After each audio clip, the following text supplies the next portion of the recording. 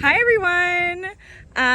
Today is a very special day because we are harvesting the indigo at our Corsica lot, which is where you guys picked up your kits earlier in May. And normally we would grow about twice as much indigo, but you guys are growing the other half. But we still grew a fair amount of indigo here on Corsica lot. And I'm just gonna show you a little bit of what is happening here and introduce you to the whole staff.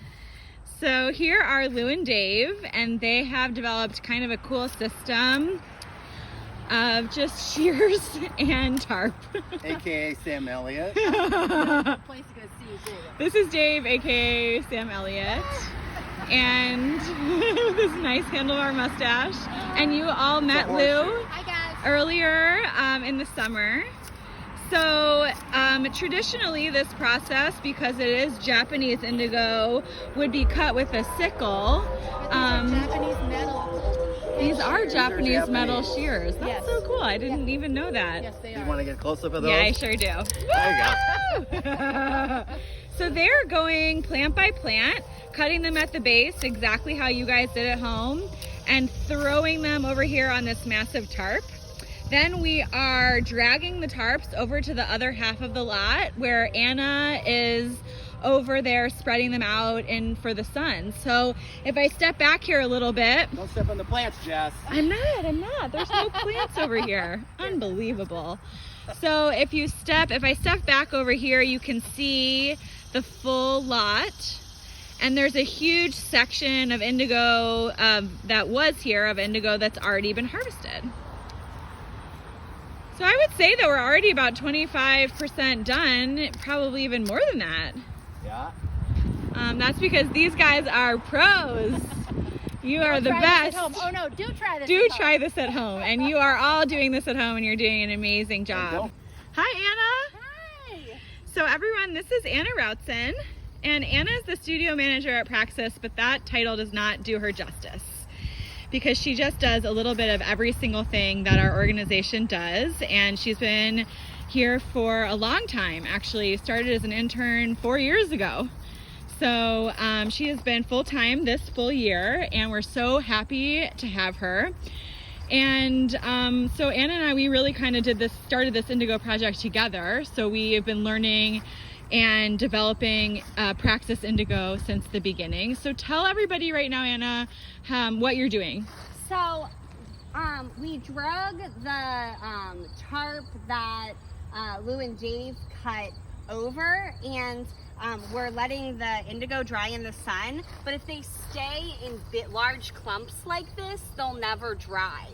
So we just have to sprinkle them and separate them so that the sun can really hit all of the leaves. So this is really similar to what you guys are doing at home, just on a much larger scale.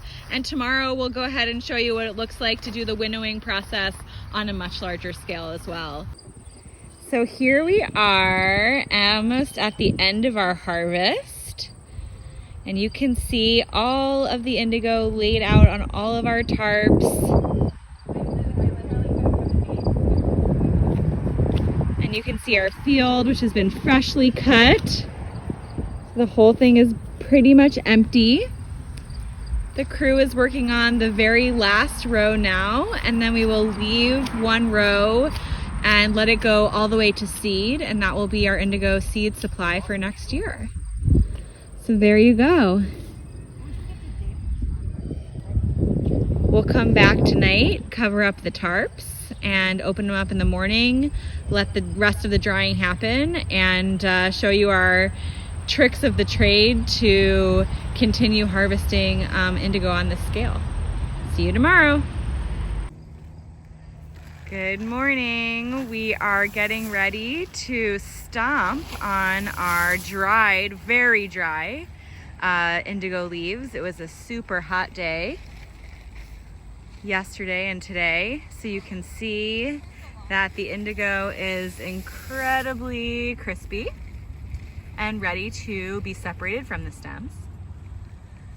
We have already piled up one big pile over there, and we'll continue to make piles, reducing the tarp size or the tarps that are out by about half, and then we will start stomping. Once 2 tarps of indigo are consolidated, then we are going to move the pile on top of the deer fencing on top of another tarp, where then it will be ready for stomping.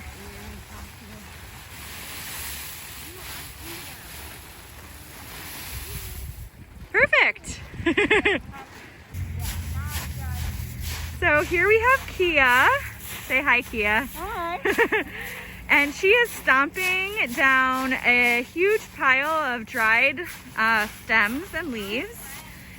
And once we've completely stomped, you'll see that there is a layer of deer fencing, and it will act kind of like a sieve, and we will pull it up, and it will allow the leaf particles to fall below and the stems to be composted and taken away.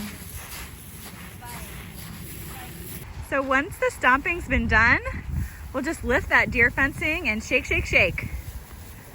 And all of the indigo will fall to the tarp.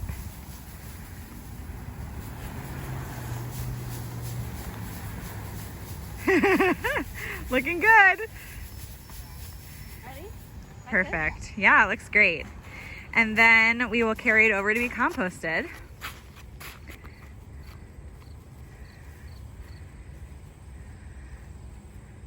And you can see left are a fair amount of loose stems, and those will need to be hand picked out.